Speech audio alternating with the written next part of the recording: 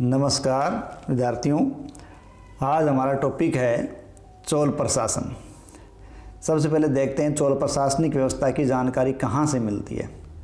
देखिए, चोल प्रशासनिक व्यवस्था की जानकारी हमें तात्कालिक अभिलेखों से, तात्कालिक साहित्यों से, विदेशी यात्रियों के विवरण से हमें चोल प्रशासनिक व्यवस्था की जानकारी मिलती है।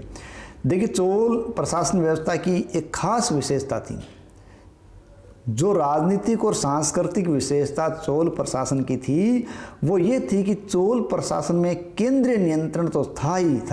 ठीक है, यानी चोल प्रशासन व्यवस्था में केंद्रीय नियंत्रण के साथ साथ ग्राम व स्थानीय स्वायत्तता अद्भुत संतुलन अवस्था में थी।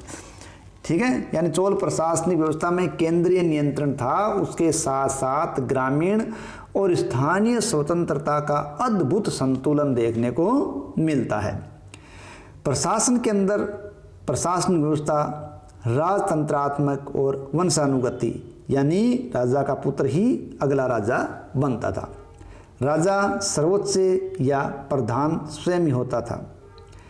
राजा की सहायता करने के लिए उसके निजी अधिकारियों की एक दल होता था। तो निजी अधिकारी या निजी सहायक उदम कुट्टम के नाम से जाने जाते थे।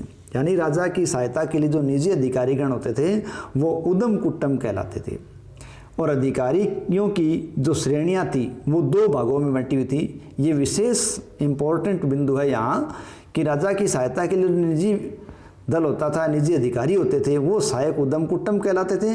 और अधिकारियों की कितनी श्रेणियां थी? तो अधिकारियों की दो श्रेणियां थी, पेरुंदनम और सेरुंदनम। ठीक है, पेरुंदनम है वो उच्च अधिकारियों का समूह था और सेरुंदनम है वो निम्न स्तरीय अधिकारियों का समूह हुआ करता था। ओले नायकम, यानी राजा का प्रधान सचिव है वो ओले नायकम के नाम से जाना जाता था। ओले नायकम कौन था? राजा का प्रधान सचिव था। ठीक है, अब है सैन्य संगठन। चोल व्यवस्था के अंदर सैन्य संगठन किस प्रकार का था? देखिए, चोल साम्राज्य है वो अपनी सुरक्षा और विजयों के लिए विशाल सेना को संगठित रखने वाला साम्राज्य हुआ है। यानी चोलों की सेना है वो बड़ी विशाल और संगठित थी, जो विजयों और सुरक्षा के लिए तैयार की गई थी। इसमें लगभग माना जाता है कि 1.5 लाख सैनिक सेना के अंदर थे। और इस सेना के 3 अंग थे, पदाती या पैदल सेना, हस्ती या हाथी सेना और अश्व सेना। ठीक है, यानी चोलों की स्थायी सेना के 3 अंग थे, पैदल सेना, हाथी सेना और अश्व सेना। ध्यान रखें, चोल सेना अपनी क्रूरता के लिए विख्यात थी और चोल सेना के अंदर अलग अलग दल थे। इन अलग अलग दल को अलग अलग नाम से जाना जाता था। जैसे पहला है कुंजीर मल्लर, ये गजारोही दल को कहा जाता था। ठीक है, थोड़ा सा संकेत रख सकते हो, जीजा। ठीक है, तो उसे संकेत मिल जाएगा। ठीक है, जीजा से संकेत क्या लगाएंगे? कुंजीर मल्लर, यानी गजारोही दल का सदस्य या दल कुंजीर मल्लर। दूसरा दल है कुदीर चेवगर। तो कुदीर चेवगर जो दल था वो अश्वारोही दल था। बिल्लीगढ़ या वल्लीगढ़ ये धनुर्धारी दल हुआ करता था। सेगुंदर, यानी भाले का प्रहार करने में जो निपुण हुआ करते थे वो सेगुंदर कहलाते थे, भाला प्रहार करने वाले सेगुंदर। और अब है वेलेकोर या वलेकोर या वलाकर, ये जो राजा के अति विश्वसनीय अंगरक्षक हुआ करते थे उनका दल हुआ करता था। अब देखिए कड़गम। देखिए, सैनिकों के रहने के लिए जो स्थान बनाए गए थे वो गुल्म या छावनियाँ थी। क्या थे? गुल्म या छावनियाँ। और उन गुल्म या छावनियों को ही चोल प्रशासनिक व्यवस्था के अंदर क्या कहा गया था? कड़गम। यानी छावनियाँ क्या कहलाई? कड़गम, जो सेना के रहने के स्थान के रूप में चर्चित थी। नायक, सैन्य टुकड़ी का नेतृत्व करने वाला प्रधान या मुखिया क्या कहलाता था? नायक कहलाता था। और जो मुख्य सेनाध्यक्ष हुआ करता था वो महासेना नायक था, महादंड नायक। ठीक है, यानी सैन्य टुकड़ी का नेतृत्व करने वाला तो था नायक और सेना का अध्यक्ष था वो महादंड नायक कहा लाता था। देखिए, ध्यान रखें, हमने ऊपर पढ़ाई चोलों की सेना के अंदर 3 दल थे। ठीक है, लेकिन चौथा एक दल था जो नौसेना था, लेकिन ये हर जगह स्थायी नहीं था। लेकिन जब राजराज प्रथम और राजेंद्र प्रथम का समय था, उस समय इनकी सेना है वो शक्तिशाली नौसेना थी, और इन सेना के जो जहाज थे वो सैनिक और व्यापारिक दोनों गतिविधियों में काम लिए जाते थे। राजराज प्रथम ने क्या किया, अपनी शक्तिशाली नौसेना के बल पर उत्तरी श्रीलंका, मालदीव, लक्षद्वीप आदि को जीता था। यानी किस व्यक्ति ने उत्तरी श्रीलंका, मालदीव, लक्षद्वीप को जीता था, वो था राजराज प्रथम। ठीक है।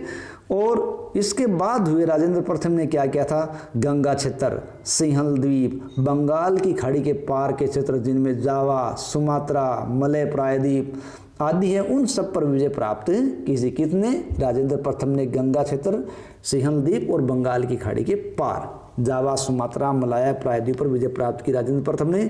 और इनके समय बंगाल की खाड़ी है वो चोलों की झील कहलाती थी। ठीक है। और इसी समय यानी चोलों के समय महाबलीपुरम तथा कावेरीपट्टनम नामक मुख्य चोल बंदरगाह अस्तित्व में थे। ठीक है। अब चोल न्याय व्यवस्था। देखिए, न्याय व्यवस्था का जो सर्वोच्च अधिकारी हुआ करता था, सर्वोच्च न्यायाधीश होता था, वो राजा स्वयं होता था, और राजा का दरबार है वो धर्मासन कहलाता था। ठीक है। राज दरबार क्या कहलाता था, धर्मासन। अभिलेखों से पता चलता है कि न्याय प्राप्त करने का जो अंतिम स्थान है वो राजा का धर्मासन ही है। ठीक है। और राजा न्याय करने के लिए एक किसका सहारा लेता था, धर्मासन भट्ट का सहारा लिया जाता था। राजा न्याय करने के लिए जिसका सहारा लेता था वो अधिकारी धर्मासन भट्ट कहलाता था। और धर्मासन भट्ट है वो स्मृति शास्त्र का एक ज्ञाता हुआ करता था, और वो ब्राह्मण विद्वान हुआ करता था। ठीक है। धर्मासन भट्ट है, उसका सारा न्याय करने के लिए राजा काम लिया करता था, जो स्मृति शास्त्र का ज्ञाता था और ब्राह्मण होता था। न्याय के लिए नियमित न्यायालय थे, ग्राम न्यायालय थे, और जातीय पंचायतों की व्यवस्था भी थी। छोटे छोटे विवाद है उन पर स्थानीय निगम ही निर्णय ले लिया करते थे, लेकिन बड़े विवाद है वो सर्वोच्च न्यायालय राजा तक पहुंचते थे। जहाँ तक अपराध के दंड के बारे में बात है, देखिए अधिकांश आर्थिक दंड लगाया जाता था। इसके अलावा सामाजिक अपमान का दंड है उसका भी विधान है वो चोल साम्राज्य में देखने को मिलता है, यानी सामूहिक रूप से उसका अपमान, सामाजिक तौर से अपमान किया जाता था। और आर्थिक दंड है वो कासू या सोने के सिक्के के रूप में दिया जाता था। कासू क्या था, सोने का सिक्का। किस काल में, चोल काल के अंदर। ठीक है। और सोने का सिक्का कासू या आर्थिक दंड के रूप में काम दिया जाता था। ध्यान रखिए, कासू क्या, सोने का सिक्का। लेकिन दंड विधान बहुत ज़्यादा कठोर नहीं था, क्योंकि सामान्य में मृत्यु दंड का उल्लेख नहीं मिलता या मृत्यु दंड उपस्थित नहीं था। इस प्रकार चोल काल की क्या थी, न्याय व्यवस्था थी। राज्य की आय के मुख्य स्रोत, देखिए हर क्षेत्र के अंदर या हर काल के अंदर ऐसा राज्य की आय के स्रोत है वो मुख्य रूप से भू राजस्व हुआ करता था। तो यही काम चोल प्रशासनिक व्यवस्था के अंदर भी था, यानी भू राजस्व है वो आय का मुख्य साधन था, और ये कदमई के नाम से जाना जाता था। किसके नाम जाना था, कदमई। जब भूमि कर वो निर्धारित किया जाता था तो उसका निर्धारण करने से पहले भूमि का सर्वेक्षण किया जाता था, भूमि का वर्गीकरण करते थे और उसका नाप जोख करवाया जाता था। तत्पश्चात भूमि या भू राजस्व का निर्धारण किया जाता था। एक विशेष बात देखने को मिलती है कि राजराज प्रथम और कुलोत्तुंग प्रथम के समय लंबाई की माप की इकाई है वो पैर की माप भी मानी। शासकों के समय लंबाई की माप की इकाई पैर की माप भी मानी गई थी। तो वह राजा प्रथम और कुलोत्तुंग का समय जिसमें पैर की माप को लंबाई की माप की इकाई माना गया था। भूमि कर जब निर्धारित किया जाता था तो भूमि कर की निर्धारण करने के लिए भूमि की उर्वरा शक्ति वार्षिक चक्र देखने के बाद ही वो निर्धारित किया जाता था। लेकिन सामान्यतः जो भूमि कर लिया जाता था वो भूमि कर उपज का 1/3 भाग या 1/3 भाग लिया जाता था, और अधिकांश यही रजवाड़ों के अंदर लिया गया है। अभिलेखों के अंदर हमें और भी करों का उल्लेख मिलता है। ठीक है। तो दूसरा सबसे पहला कर देखते हैं आयम अर्थात राजस्व कर। ठीक है।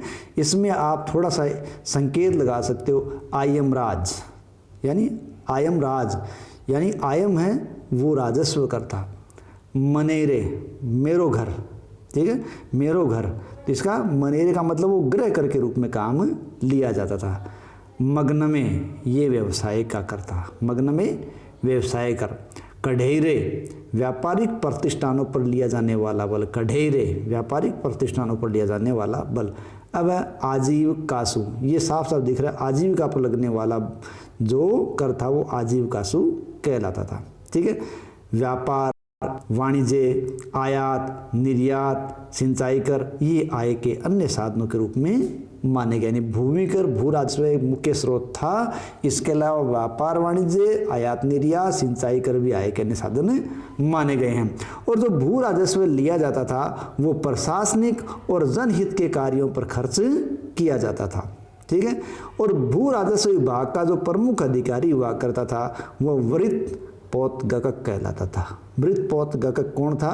भू राजस्व विभाग का प्रमुख अधिकारी हुआ करता था। ठीक है, अब है प्रांतीय प्रशासन। देखिए, चोल प्रशासनिक व्यवस्था के अंदर साम्राज्य को प्रांतों के अंदर बांटा गया था।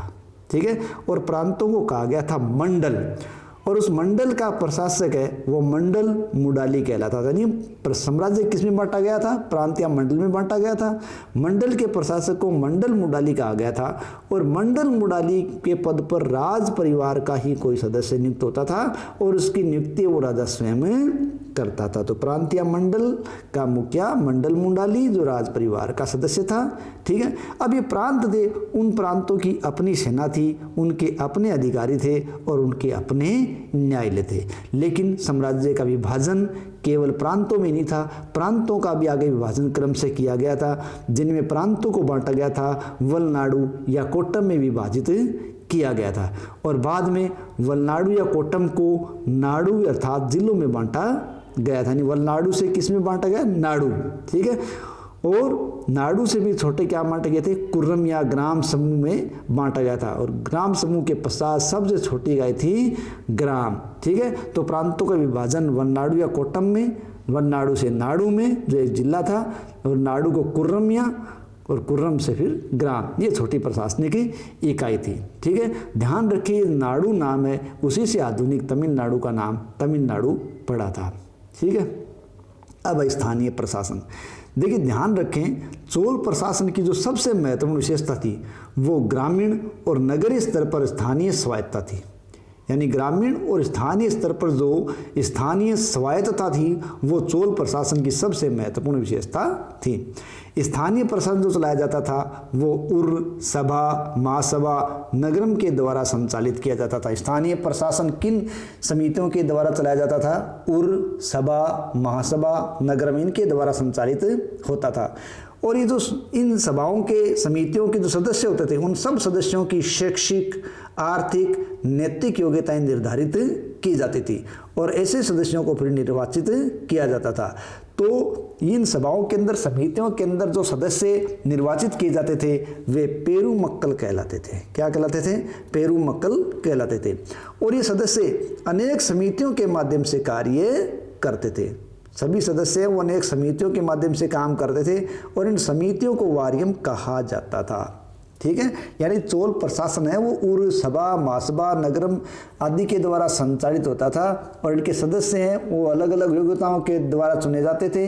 वो सदस्य पेरूमक्कल कहलाते थे, और सदस्य समितियों के माध्यम से कार्य करते थे। ये समितियां वारियम कहलाती थी।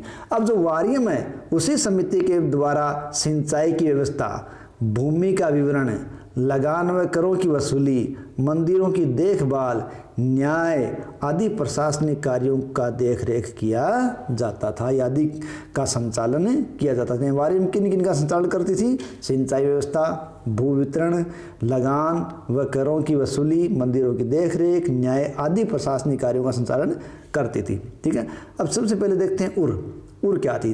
देखिए, उर सामान्य पुरुष करदाताओं की सभा थी, यानी ऐसे लोगों की सभा जो पुरुष करदाता थे उनकी सभा क्या थी? उर। ठीक है, और ये समिति है वो आलुंगणम कहलाती थी। ठीक है, यानी उर की समिति क्या कहलाई? आलुंगणम कहलाती थी। सभा और महासभा में सिर्फ ब्राह्मण सदस्य शामिल हुआ करते थे। यानी वो कौन सी इकाई थी जिसके अंदर केवल ब्राह्मण सदस्य सम्मिलित होते थे? तो वो है सभा और महासभा, जिसमें केवल ब्राह्मण सदस्य ही थे। और सभा और महासभा पेरुमगुरी कहलाती थी। क्या कहलाती थी? पेरुमगुरी कहलाती थी। और सभा महासभा के ब्राह्मण सदस्य थे, इनकी सभा को पेरुमगुरी कहा जाता था। इनको आंतरिक तौर से बहुत ज़्यादा स्वायत्ता थी और केंद्रीय हस्तक्षेप इन सभा और महासभा में न्याय के बराबर था। और जहाँ तक गाँव की बात है, गांव लघु गणतंत्र की भांति थे। इस प्रकार चोल प्रशासन है वो सुसंगठित और कार्यकुशल प्रशासन में विभाजित था या प्रसिद्ध रूप में था। धन्यवाद।